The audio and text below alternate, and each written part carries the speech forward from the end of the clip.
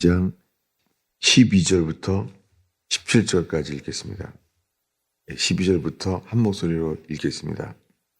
보라, 내가 속히 오리니 내가 줄 상이 있어 각 사람에게 그가 행한 대로 갚아주리라. 나는 알파와 오메가요 처음과 마지막이요 시작과 마침이라.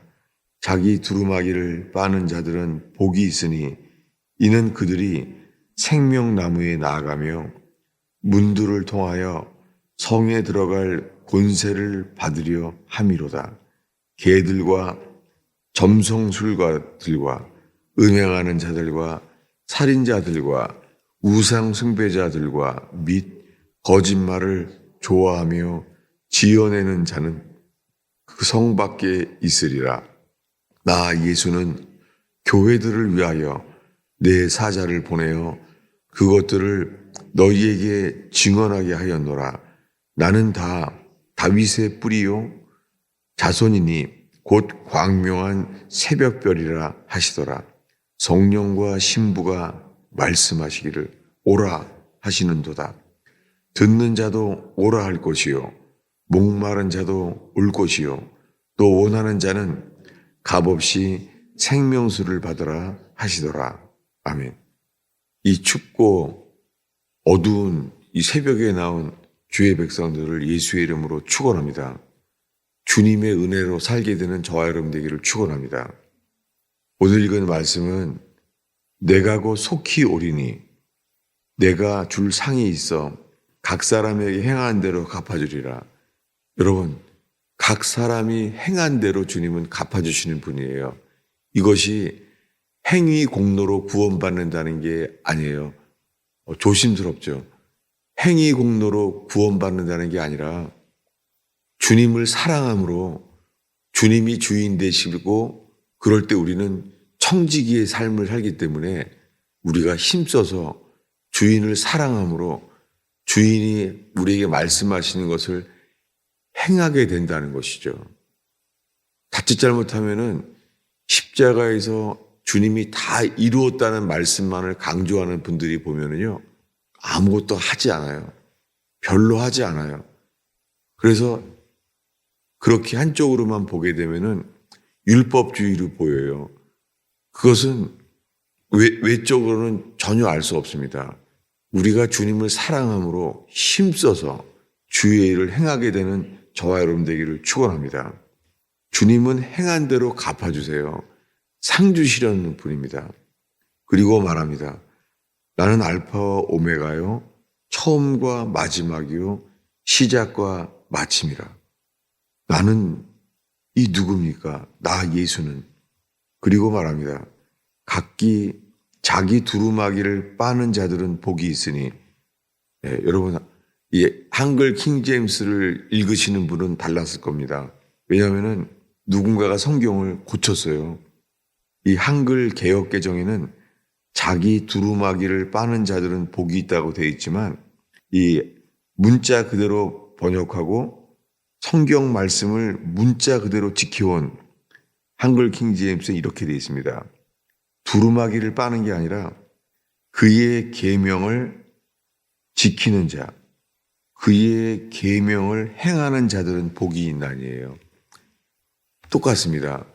주님은 우리가 그 행한 대로 우리를 심판하시고 상 주시는 분이십니다. 그분은 그분의 계명을 지키는 자들에게 복이 있다는 거예요. 그런 자들은 문들을 통하여서 생명나무를 나아가게 됩니다. 그래서 성에 들어갈 권세를 얻게 됩니다. 영접하는 자, 곧 그 이름을 믿는 자에게는 하나님의 자녀가 되는 권세를 주셨으니 동일한 그 권세입니다. 영접하는 자, 그 이름을 믿는 자들에게는 하나님의 자녀가 되는 권세를 주셨으니 이 권세는 그 성에 들어갈 권세를 얻는 것과 동일합니다. 그런데 개들과 이 거짓 선지자들이죠. 개들은 짓기만 하는 거죠. 개들과 점술가들과 음행하는 자들과 살인자들과 우상 숭배하는 자들과 및 거짓말을 좋아하며 지어내는 자들은 그 성 밖에 있으리라. 여러분, 이 말씀으로 인하여 우리는 깨어나고 우리를 살피게 되고 회개하게 됩니다. 이런 말씀 앞에서 우리들은 모든 사람이 죄인인데 그럴 수밖에 없어. 이 말이 맞는 것 같지만 결국에는 이 로마서 다음으로 야고보서에 가면은 행하지 않는 믿음은 죽은 믿음이라는 말씀 앞에 서게 되고 지금 이 요한계시록 앞에 이르게 됩니다. 정말 쉽지 않습니다. 우리는 전적인 타락을 깨닫게 돼요. 성에 들어갈 수 있는 사람, 우리 힘으로는 못하죠. 그런데 그 성에 들어갈 권세를 얻을 수 있다는 거예요. 그것은 권세를 주신다는 거잖아요. 이렇게 선언하셨습니다. 다 이러한 사람들은 성 밖에 있으리라. 그래서 이 말씀 앞에서 우리가 거기에 들어갈 수 없는 자임을 깨닫게 되는 것, 그것이 전적 타락이고 그것이 주님의 긍휼을 구하는 것이죠. 우리는 그 앞에 긍휼을 구할 수밖에 없습니다. 우리가 행할 수가 없습니다. 그래서 우리는 주께 말합니다. 주여 우리를 불쌍히 여기소서. 그래서 로마서에서도 주님이 크신 긍휼로 우리를 구원하신다는 거예요. 자격이 없는 우리를 긍휼로 구원하신다는 거예요. 사도 베드로, 예수님을 3번이나 부인하고 도망갔던 사도 베드로도 우리를 거듭나게 하신 것이 주님의 크신 긍휼로 거듭나게 했다는 거예요. 전에는 이 긍휼이란 단어를 성경에 자주 나오니까 늘 넘어가는 또 그런 말씀이 나오는구나. 그런데 그렇게 중요하기 때문에 로마서나 베드로서나 모든 말씀에 우리를 구원하시는 것은 그분의 긍휼 때문입니다. 우리는 모릅니다. 주님에게 달려 있어요. 주님이 모세를 통하여 말합니다.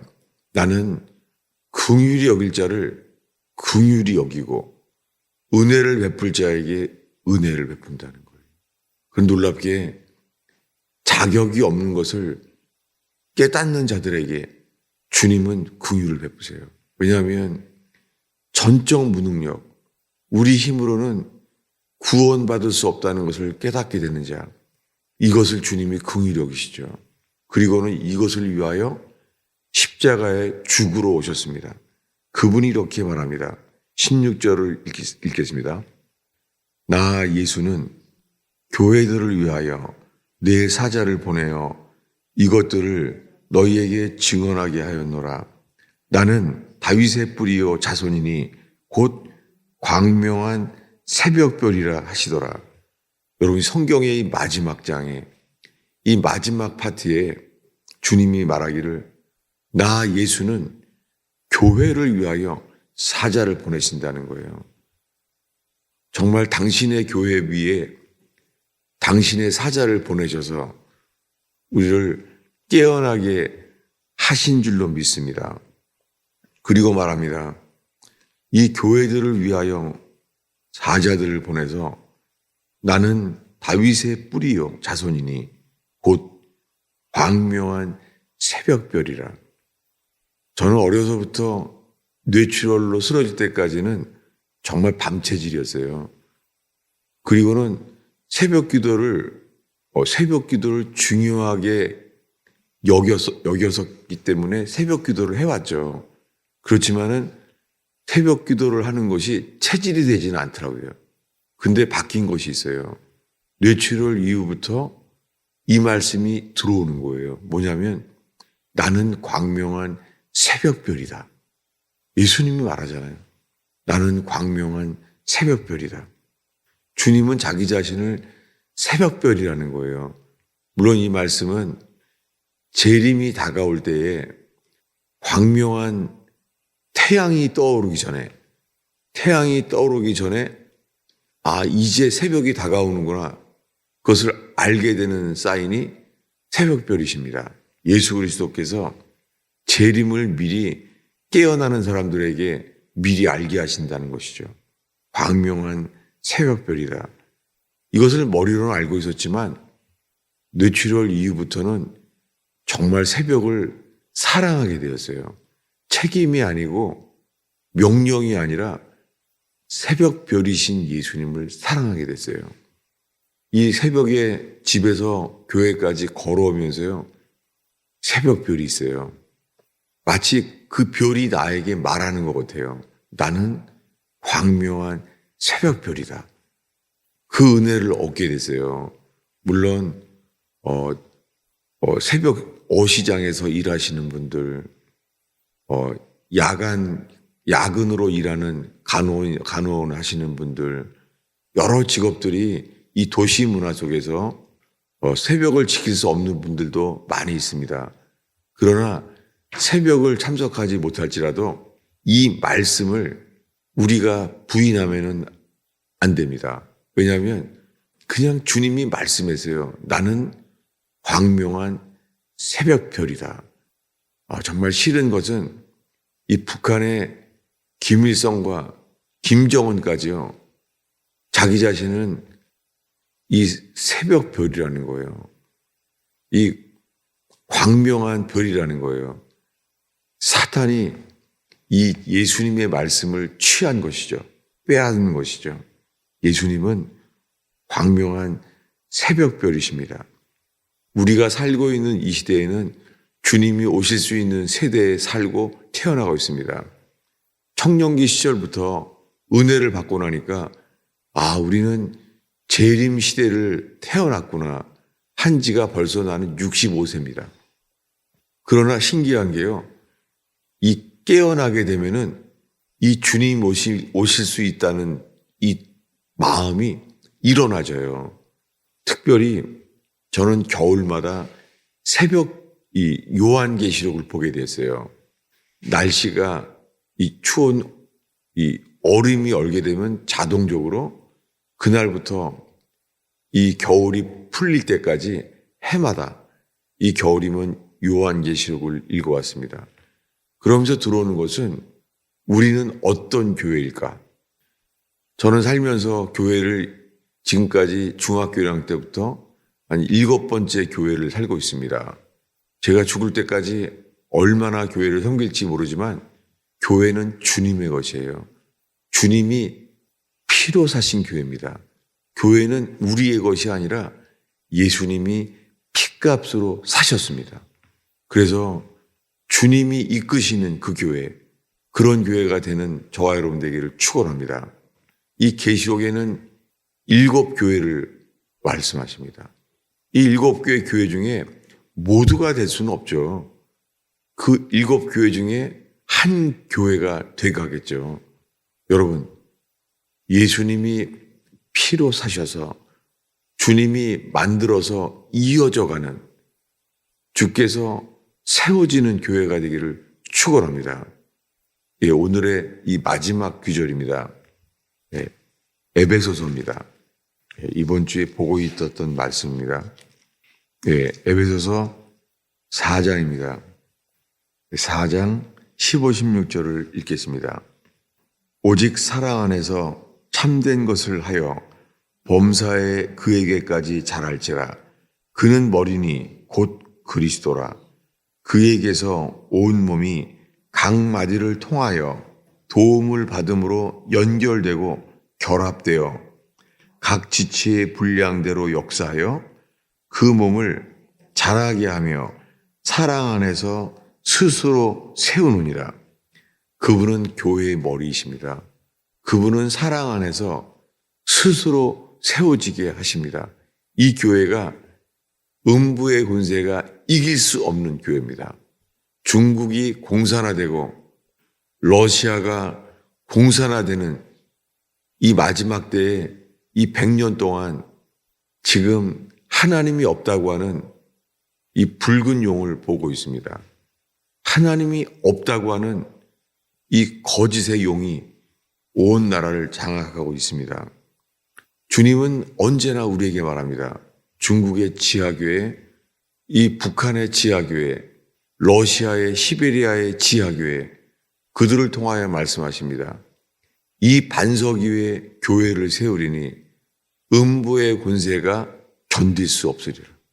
여러분, 그러나 공산주의 속에서 많은 교회는 신앙을 버리고 잃어버렸습니다. 그러나 현재 가장 많은 순교자가 나오고 있는 이란에는요, 100만이 넘는 그리스도인이 생겼습니다. 상상도 할 수 없는 일이죠. 지금은 북한과 이란에서 순교의 피 속에서 이기는 자의 교회가 세워지고 있습니다. 지금 이란에는 얼마나 많은 참 그리스도인이 세우는지 모릅니다. 그 강경 모슬렘의 나라 속에서도 주님은 이기는 자이신 교회, 그 주님께 영광 돌리는 교회가 일어나고 있습니다. 우리들은 어떻습니까? 한국과 미국 교회는 눈만 와도 오지 않습니다. 처음에 미국 와서 놀란 게 눈이 오면은 이 불문율로 아무도 오지 않는 거예요. 처음에 시작했을 때. 그렇게 돼버린 것이죠. 생각을 빼앗긴 것이죠. 그래서 태풍이 오거나 샌디 태풍이 오거나 무조건 교회를 왔던 기억이 나요. 물론 그것이 우리 교회는 그래 라고 율법이 되고 교만하게 될 위험도 있죠. 그러나 주님을 위하여 우리가 나아갈 때에 지금은 너무나 편리한 교회, 쉬운 교회, 빠른 교회들이 되고 말았습니다. 인스턴트 식품처럼. 존 버녀는 말합니다. 주님 오실 때까지요, 예수님을 구원의 길은 빠른 길, 쉬운 길은 존재하지 않습니다. 좁은 길, 고든 길 뿐입니다. 존 버전을 통하여 주님이 우리에게 말씀하는 것입니다. 여러분, 우리들은 지금 어떤 교회가 되어져 가고 있습니까? 너무나 많은 교회가 구원이 쉬운 길, 빠른 길로 만들어지고 있습니다. 그런 것은 존재하지 않습니다. 세상의 보석이 쉽고 빠르게 만들어지는 보석은 존재하지 않습니다. 여러분, 주님이 우리에게는 눈물과 고통과 실패를 주십니다. 아픔도 주십니다. 절망도 주십니다. 이 모든 절망의 눈물, 고통의 눈물, 아픔의 탄식, 이 모든 것이 주를 향한 기도와 간구와 예배가 되어서 주님은 우리들을 보석으로 만드십니다. 지렁이 같은 야곱을 이스라엘, 새로운 사람으로 만드십니다. 그 길에, 이 길에서 주님의 교회가 만들어지는 저와 여러분 되기를 축원합니다. 기도하겠습니다. 아버지 하나님, 이 토요일 주말에 새벽을 지키는 주의 백성들과 함께 오늘 선포된 주의 말씀이 하나님의 말씀만이 들려지게 하옵소서. 예수님이 머리 되시고 왕 되신 음부의 권세가 이길 수 없는 이란의 교회, 북한의 지하교회 같은 교회들을 기억하며 주님, 저희들을 낮추시며 정결케 하시며 만들어 주시옵소서. 오 주님, 예배만 있는 교회 되지 않게 하시고 주님, 제자로 만들어지는 교회가 되게 하시며, 오 주님, 주를 아는 자들의 연합된 이기는 자의 교회가 되게 하옵소서. 오 주님, 이 토요 제자반 가운데도 역사하셔서 저희들을 만드시옵소서. 연합되게 하옵소서. 예수님의 이름으로 축원하옵나이다.